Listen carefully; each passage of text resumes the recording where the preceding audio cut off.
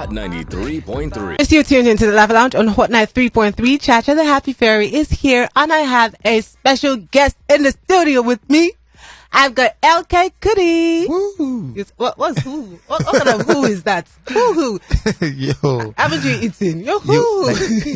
I was just complaining to my homeboy in the car now that I was trying to preserve my voice to not say anything, and just at this junction here, we just got hit by some bad guys. So, oh my goodness. Yeah, so sorry. I wasn't trying to calm down or say anything, but they were trying to rough handle my homeboys. I was like, yo. With your small body, with yo. Look at you. How are you doing? Aside that, you're doing good. I'm not too far from greatness, definitely. Of course. And I always like talking to you because you have so much positivity every single time. Yeah, it's all I have to offer. My goodness, you're the type of person I like to talk to every day. Yeah, I know. It's same here, because I actually remember. So same here too. Yeah, so the first time I met you, I did fall in love with your personality. Oh my goodness. Like 100%. Way before I knew you were the LK KUDDY that I know. You have this jam that I was going crazy when I first heard it. Yeah. It's with Wizkid and Young Six. Yes. Yeah. How do you know the song I'm talking about? I told you, right?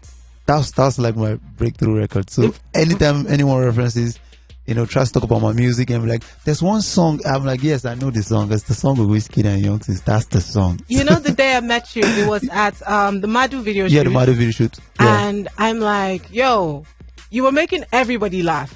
I mean, that shoot was like 48 hours.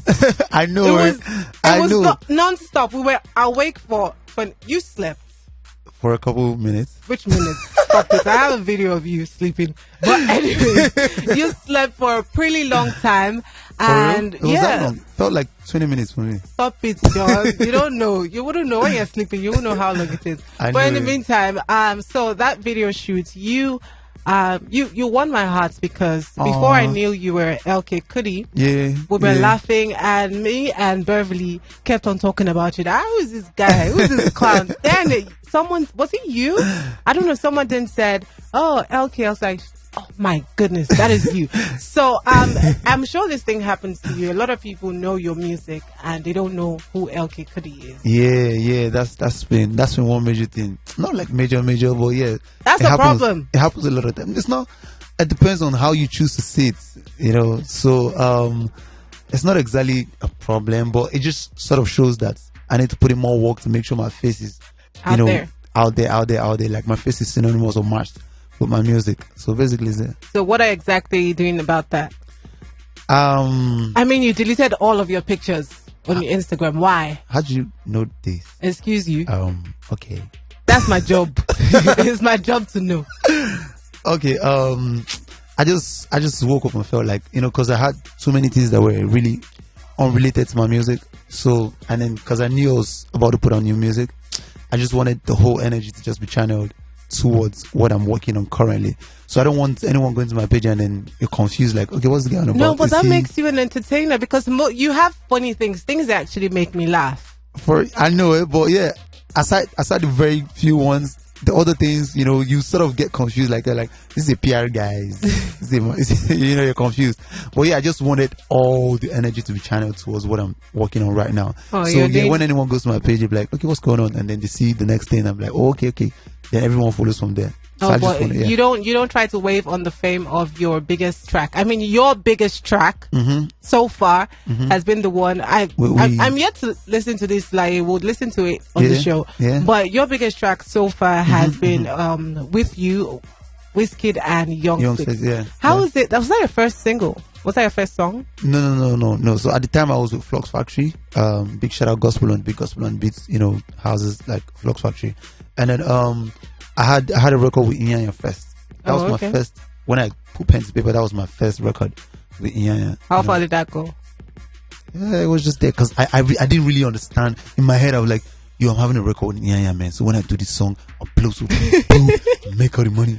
I was just in ABJ, just there doing my thing. I just was fantasizing about, how it's supposed to be. But I later realized that it was like a chain of connection. Yeah, basically. So it's like from one chain to the next point, to the next point, to the next point.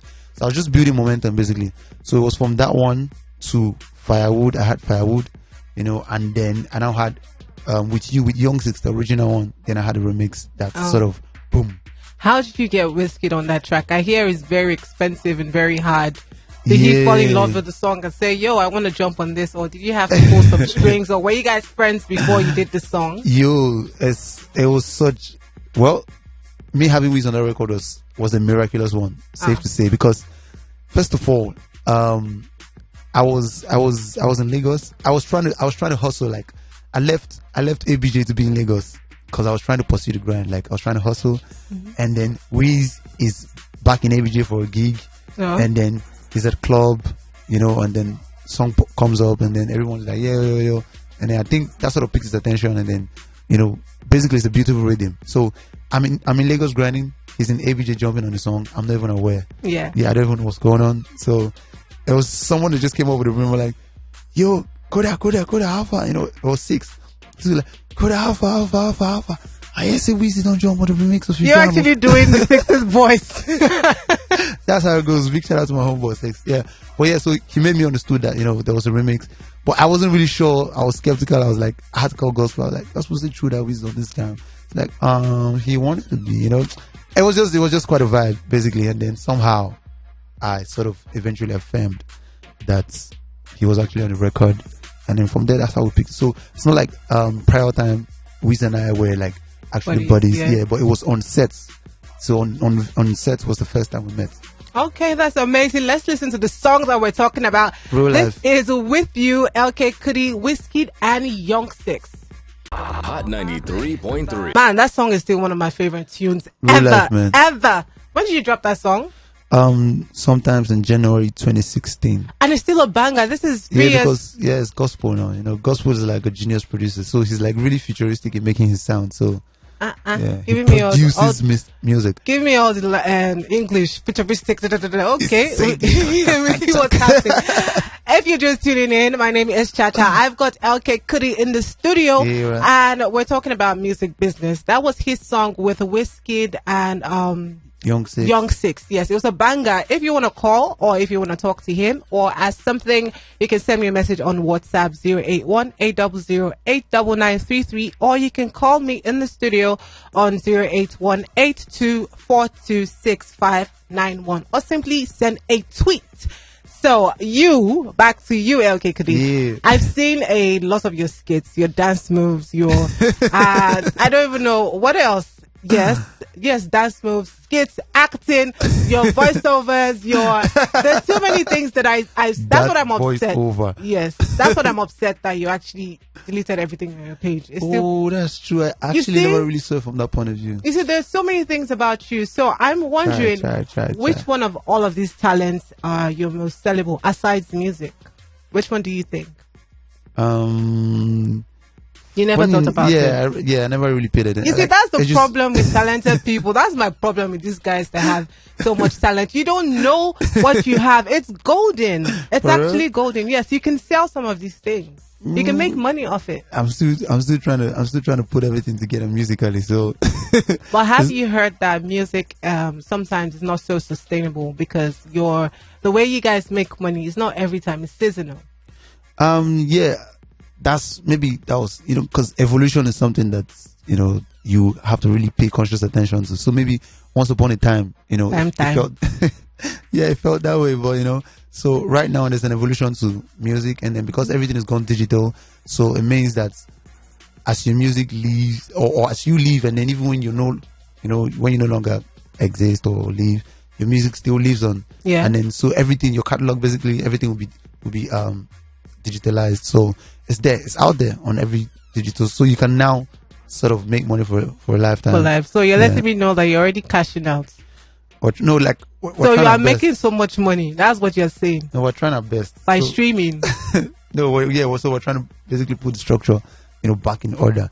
Because when we started this, it was just basically passion for us, you know. Okay. And then so but right now, you know, it's gone from passion to understanding the business, and then now trying to outsmart your competitors.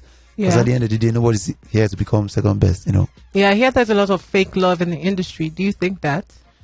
Well, it depends on me. I don't really. I'm a positive guy. So. Yeah, I know. I see that. Like, you don't even pay attention to what's happening around you. So when I find, for me, I've experienced this thing from a different point of view. But I understand where people come from when they say this sort of fake love, or, you know. But I just see it as being political. Yeah. You know, so there's a lot of politics going on, yeah. And then if you're smart enough, you'll be able to find your way around it. Okay, so you had one of the biggest hits at some point, and yesterday on my show I spoke about how Willow Smith, you know the song "Whip My Hair." Yeah. You don't have hair to whip. Stop it. But I have. Okay, so I spoke about how she got a break, and she also didn't know about the music business at that time, so she got depressed. Has that happened to you? Have you faced any challenges in starting out? Because I know it's very difficult as a fast rising artist. I'm not going to call you upcoming. I think you're fast rising. Like, your speed is too fast. So I know it. Have you had any challenges so far? Oh yeah, definitely, man, definitely. Because I'll be lying if I say I've not really, or I've never had any. But the good thing, more importantly, sometimes it's not, it's being able to convert stumbling blocks into stepping stones. You understand? So yeah, it's not really about how, the things you've gone. Everybody goes through things. You understand? But for me, it's how I've been able to convert that energy. Do you understand? Because at the end of the day, I always remind myself that if I ever quit or give up, I'll be disappointing, the people that have always believed in me, my friends, my family, and me. I was so disappointed. I'll be disappointing everyone that has believed in me, family, friends, and automatically making the people that never actually even believed in me, put a smile on their face. But if I don't give up, if I keep going, the reverse becomes the case. You understand? Those people that never believe in me, that never believed in me, they sort of feel unhappy about it because I'm going anyways. And then automatically the people, that has always believed in me, you understand? That's an automatic smile, for them. And basically, smile. So yeah, that's a factor. That's the major reason why, for no matter how bad I feel, no matter how down I feel, depressed or anything, I keep going. But yeah, about being depressed, yeah, definitely. It always happens. Yeah. So what's your relationship like with other artists in the industry? I know you're a reserved type, but you're not really a reserved type. When you're in your space, you're wild, but you come out as minding your own business. Yeah, so what's your relationship with other people? Yeah, me, I'm the Minister of Network. Okay.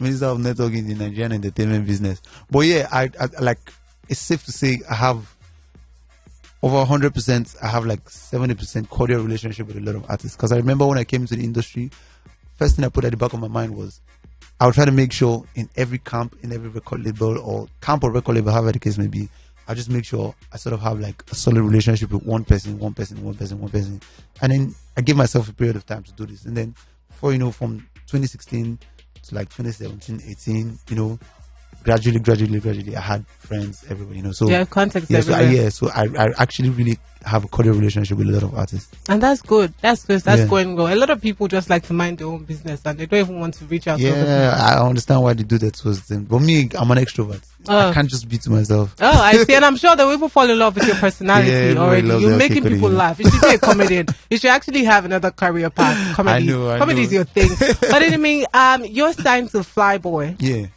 Yeah, so what is it like being on the Flyboy?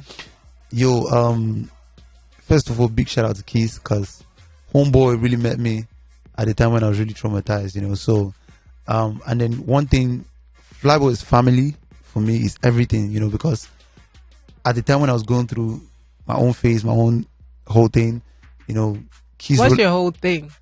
There was it a label issue? Yeah, there was a time where almost every artist has this label issue. Someone once said that there are no labels in Nigeria. They're just promotional companies or distribution companies. That's what I heard. Yeah, the labels. Big shout out to labels. Doing their thing. You understand? But for me, I just sort of, because me, I always have like an intellectual approach to things, and then when some things don't just match up with my, I believe vision is more important than sight. And I can't exist where something doesn't sort of align with my vision. Because if it doesn't align with my vision, then I just feel like I will sort of be wasting my time. That's how it feels. But yeah, to Flyboy, Keith has been everything and more to me. Trust me, because Keith is one person that always comes from an angle of understanding, like putting himself in your shoes, because he's been there before. Like, he started from being an underground guy, to being an A-list guy. So anytime he's dealing or treating you, he's treating you from that angle because he knows what it feels like for an artist to be happy or sad. Do you understand? Yeah. And so basically, he's always there for you. Like, you know, Kiss has that fatherly figure, he has that big brother figure, he has that everything. Yeah. So that's the kind of person he is. So for me, coming to Flyboy was one of the best decisions I made in a very, very long while. Yeah. So that's great. That's great. Yeah.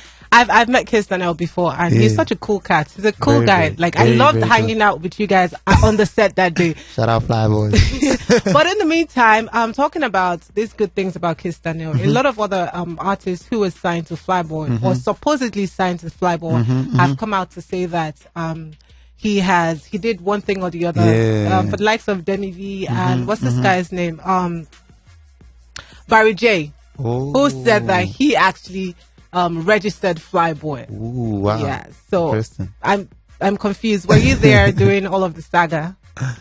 One thing I always say is, you know, you can be in the same building, but then have different views. Okay. You know, I could wake up like me and you can be in the balcony of a building and you're seeing this other way, I'm seeing this other way.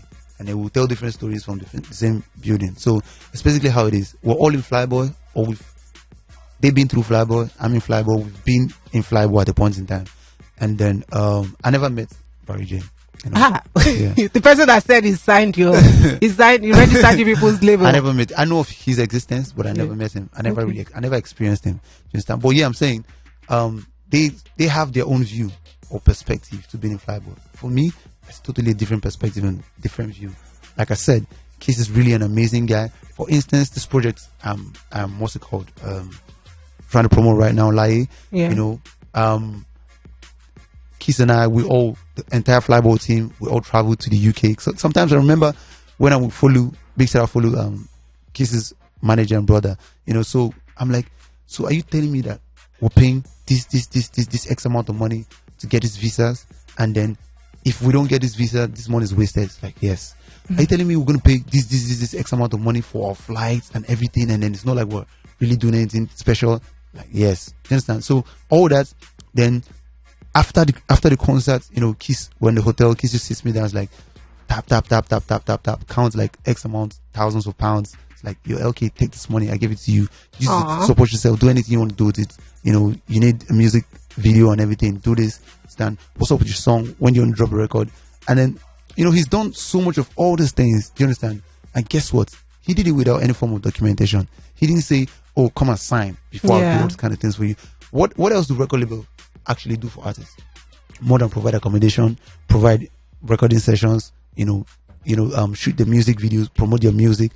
Kiss would have been right here with me, do you understand? But he's not here, he's on tour, do you understand, in the States. So it's about it. So in trying to understand certain things as to how people have come to attack him and everything, for me, it's like a totally different view and perspective about it, you understand? And then if Kiss can go this extra mile to do all this much, do you understand, without any form of documentation, then imagine when he actually wants to sign you. Do you understand? So, and then he now says if he wants to now actually sign you and say, this is actually something I'm going to make money from. Because from this, it's like, what it literally means is that you make whatever amount of money in this world, I don't care. I remember he would always say to me, okay, there's no amount of money, do you understand, that you want to actually make that will freak me. But I just actually I actually appreciate your talent and everything you stand for, do you understand? That's why I'll be here for you, do you understand? So imagine from the person that he feels like he's going to make money from, he would go the extra mile. And then trust me, you know, if you're not sort of mentally stable,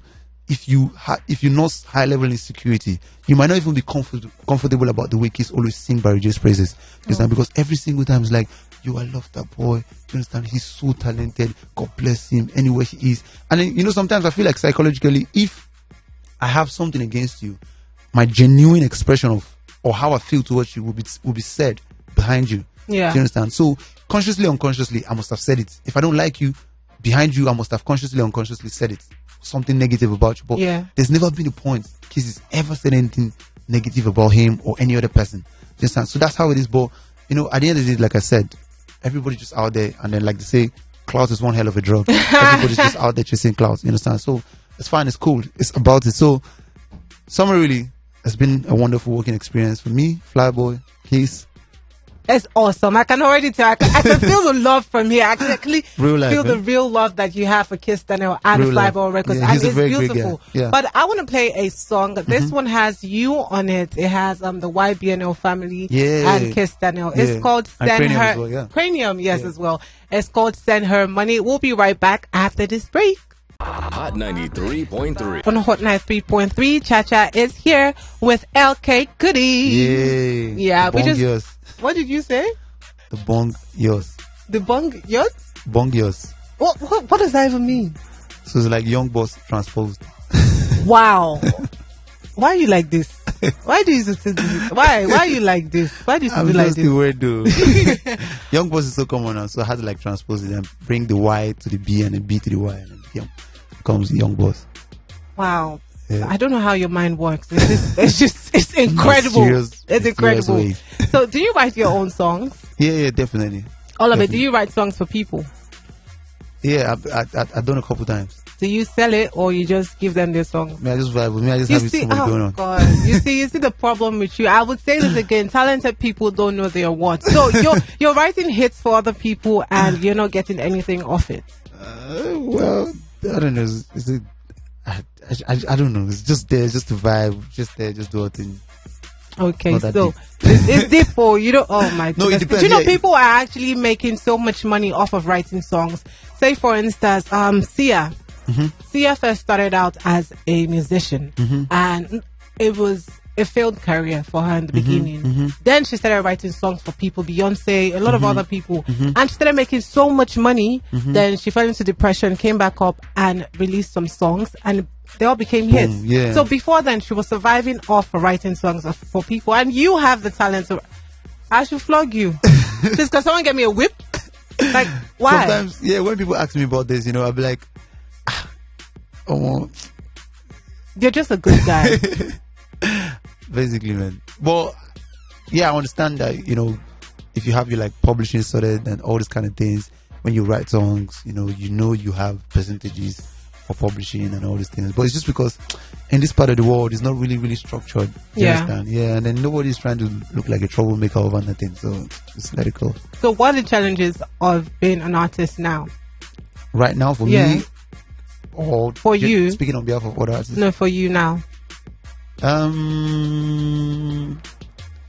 Honestly, personally, for me, I think my biggest challenge has been, the world seeing me in the different light. So I used to say, like, when I get to an X age, I'm going to write a book, titled maybe I'm Not Crazy, because I feel like a lot of times in a world where people have sort of seen things from like a general norm, and then you choose to do the other way, you're sort of seen as crazy. So that's me as a human being. I like to like to be difficult, but I'm just a different guy. I like to do my thing in a different style, in a different way and everything, and then when when it's not aligning, with people, and then you become the crazy one. Yeah, you understand? So but do you know that procrastinating is a and I will not say a. I was going to say a sin, but I want to use another one. Something stronger than sin is a disease. You do know that. And you say when you get to a certain age, I wrote a book when I was 10 years old, and the book is still here with me. So why don't you start now? Because writing a book is not something easy. Oh yeah, so now when that certain age is saying I would have it released by that time. Well, have you started though? Yeah, I'm trying to You're consult. Sketching. Yeah, that kind of thing. So I'm trying to consult, feeling. and then I'll take it to publishers, and then that time on. At least I hope you say that you will sell this one, not that you put it out for free, because I see that we need to swap names. That's what I'm saying here. Charity should be yours, But in the meantime, what is the most exciting thing so far, with this journey of music? It is the realization of coming to certain experiences. So back in school, when I used to be in university, I thought I went out there to chase a degree, and I thought I learned. I thought I was educated, But then it was afterwards I realized that all I just learned was tolerance, ability to just tolerate when there was no food, hunger, those kind of things. When you didn't have, But when I got into the music industry, I now learned, it's sort of like opened my mind and eyes towards life itself. So I now understood that it is very important, sort of separate your emotions, like be very factual than being emotional. You understand? So I became more realistic to saying things, in my approach to saying things. And then, basically, music has just taught me the reality of things. It's taught me about loyalty. It's taught me about disloyalty. It's taught me about love. It's taught me about hate. It's taught me about realness. It's taught me about fakeness. It's taught me about so much. So for me, those are the most beautiful things I've learned generally, just in my pursuit for greatness in music. So yeah, that experience. You just made me know that music is your life. Music is a beautiful thing. Music is your life. Trust me, it goes beyond just humming sounds, vibing in the studio and everything. It's the total experience. The total experience for me is really, really, widening my imaginations and everything. Basically, my approach, how I see things generally to life. Okay. The music has taught me everything. Okay, how about the women?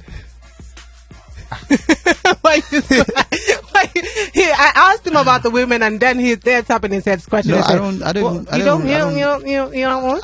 don't have what? No, that's no, but straight up, I don't. There's no much time. That's how I stutter once in a while. When it comes to woman issue, you're stammering.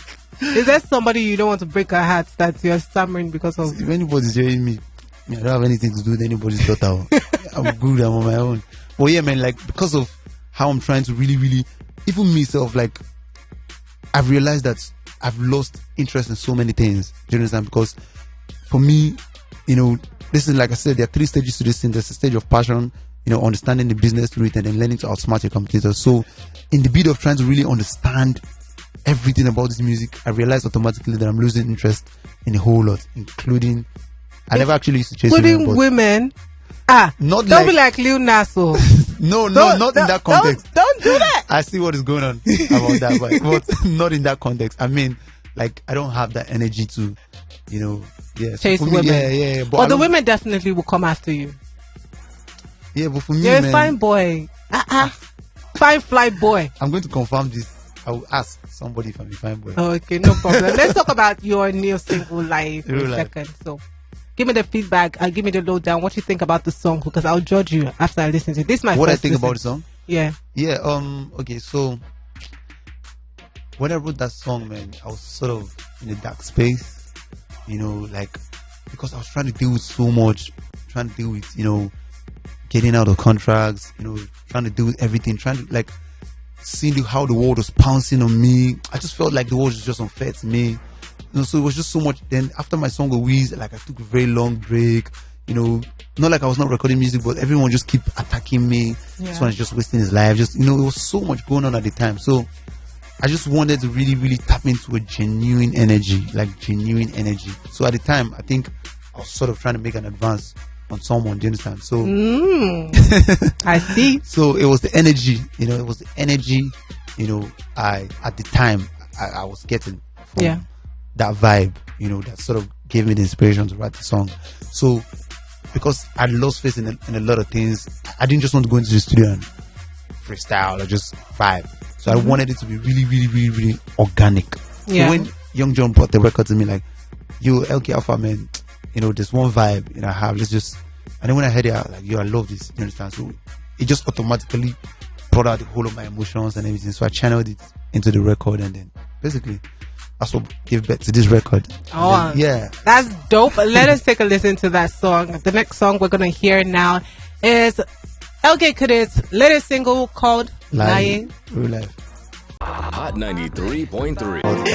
And back here with LK KUDDY, we're talking about different things instead. And you said your video is already out there. Yeah. I have the video for Lie, shot and directed by Ovie. But that's how he says his name. Because he was born and bred in Dublin, but he's Nigerian, so it's like. Did you shoot it here? No, we shot it in the UK. I saw. Yeah, I was stalking you guys. I was following you before. As I was here, I was. So why wouldn't you give me a shout out? I'd be like, I'm here. What do I want to do? What will happen? Will you give me tickets to come? And there were tickets available. Oh, tickets to the show. Tickets not into the plane. tickets to the plane. Okay, now look That's at what you. we're talking about. Look at you, fly boy. I see you're feeling like a pilot. Okay. I got so what you did there. I'm proud of myself. I'm trying to be like you. That was a great song, and I think it would really go far. You're doing really, really good. Thank you so much. If you quit, there'll be a problem. No. I would not exactly quit. Yeah. But it is very important to great minds always know when to call it. Quit. Yeah. So if you studied 40 Years of Power, you'd see it somewhere inside there. I didn't go past the second chapter. You don't have to read the whole entire. That's the type of person I am. I used to go like to summarize. Like I have like an application for the. So you read a lot. Yeah, I like to read. That's why you're this intelligent. No. It's not even because I got to read books. I don't even like to. Once it's in a book, I'm not sort of interested. But I like to research because I always apply. Like, what did you study? Studied like I have BS in economics. I was about to say the economics because you're so calculated. It's interesting. So before we go, I want to ask you this one question. Okay. Aside music, do you ever think you're going to do anything music related in the music business? After music, what is it? Yeah, definitely. I know I'm going to spread my wings like my tentacles and fly as a fly boy. Yeah. No, but yeah, me I already know that I would have to become like a mogul in this thing, and then I would, sort of digress into other things. But because the foundational premise of my knowledge and everything I've learned was through music, so it's going to be entertainment related basically. So I'll do bigger things. You understand? I'll expand from just being an artist, into becoming executive and then doing other things that are basically big time. I'll go big time into entertainment. Oh, that's great. Basically. I'm looking forward to that. So do you have any other projects aside like coming up? Oh yeah. I have quite a couple records I've done, and then but I'm trying to put out what's it called? I've always wanted to put out a body of work titled is it safe to only say these things when you've not done them? Yeah. I mean, it's already in the works. But if you don't want, that's fine. Yeah. Is it an EP or is it an album? Yeah, an extended play. Yeah, so an album. I don't know. It depends, but just as the spirit leads. So if I feel like I have one song out that is boom, that is uncontrollably big, I have to go for an album. Do you understand? Yeah. But if I feel like I'm just trying to build fan base, I do an extended play. But yeah, so basically, I think for now I'm trying to just gather enough materials to build up my extended play, so that when there's demand for it, I just supply it. Okay, I see you demand and supply. Okay, I got you. So do you have any features with anybody in the works aside Kiss Daniel? Okay, I think my homeboy and I, Dice. Okay. Dice, yeah. No, Dice is someone else I like as well. Yeah. So that's I mean we need to wrap this up. So if anyone who's feeling you right now wants to reach out to you, how do they contact you? Through feelingme.com. Oh my goodness. I'm just joking. But yeah, LK KUDDY on Twitter, LK_KUDDY Twitter, LK_KUDDY Instagram, LK_KUDDY Snapchat, LK space KUDDY Facebook. Okay. And then my YouTube, subscribe to my YouTube, LK KUDDY, and then my Vivo channel as well. LK I hope KUDDY. you put out all those skits on your YouTube. Yep, I do hope. Thank good you. News, the good news is on archive, so I can. Yay! I won. Thank you so much for hanging with me on the Level Lounge. Thank you so much for having me, Charity. It's been real. I know. Thank you so much. All right, LK has to leave the studio. Lucy will be the news shortly, and I'll be right back. Hot 93.3.